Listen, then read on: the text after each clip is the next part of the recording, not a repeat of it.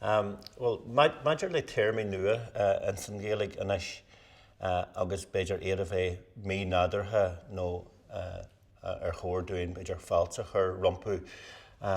Is duine me se chum héan fáilte rih na téarmaí uair seo.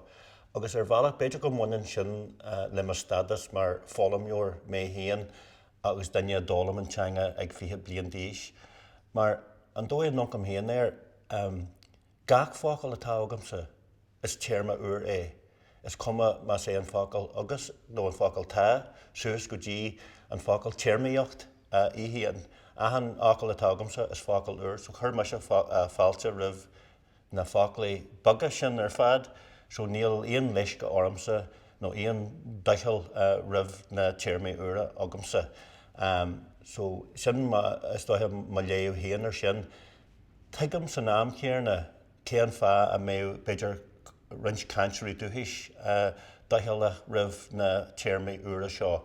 Ar bhela má tá rud ag an agatsa ó bhí ón lá rugadú, tá sé mí nádartha inis beidir rudaí uair a chur sa bhlach ar sin. Agus fiú mar hampla, agus heiglumsa tarintse ar ma haithí héan sa bhéarla mar hampla, tá béarla ar le aganne sa bhela agus beidir oltais a thórthú rins daoine agus tá sí go háan leidir ag má bhathair.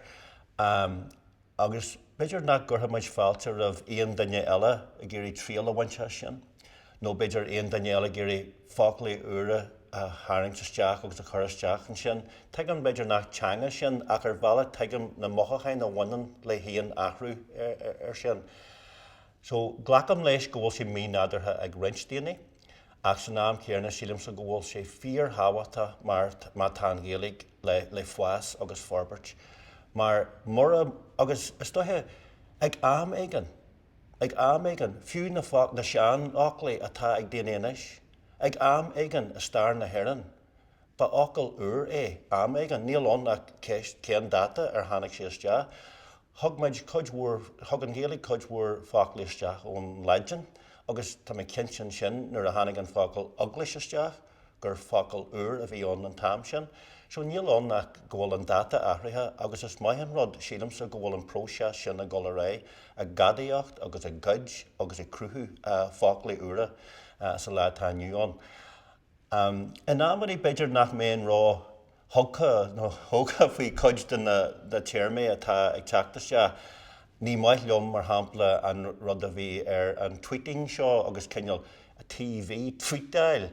Ní féidir liomsa ar ornar ag ní thucail liom sin a ré, achas taisní an gilcaracht liom agus ní meiste liom fásta go bhfuil cinneal lúbú agus athrú nó leasú a dhéanú ar áclaí atá sa Ghaeilge chana féin. Beidir nach ró éon bhaint ag an ácail agus cinnte nach ró leis ag an ácail gilc le tweet a ggótheics na man sóisialta, ach ní ag an éon cúis nach féidir sin na athrú agus an cíal breise sin a chur leis an ácail inis. So is maith liom nuair má tá fácail an haine féin gur féidir len sin chuna ábairt agus níos mó cíal a chur leis.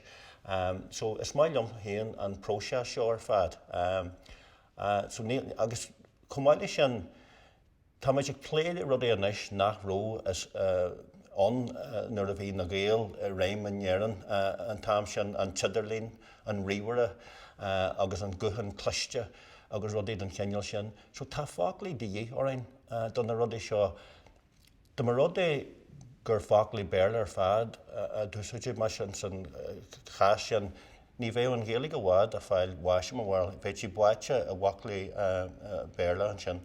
So tá me se go mór a bhaclaí le fáclaí uair cé gur fearr liom mas féidir leon fácla tá teanga haine féin cíal lo beidir athrú éigean na dhéanú ar an ácail sin, seachas beidir just leanúint leis an uaim a méarla tá an.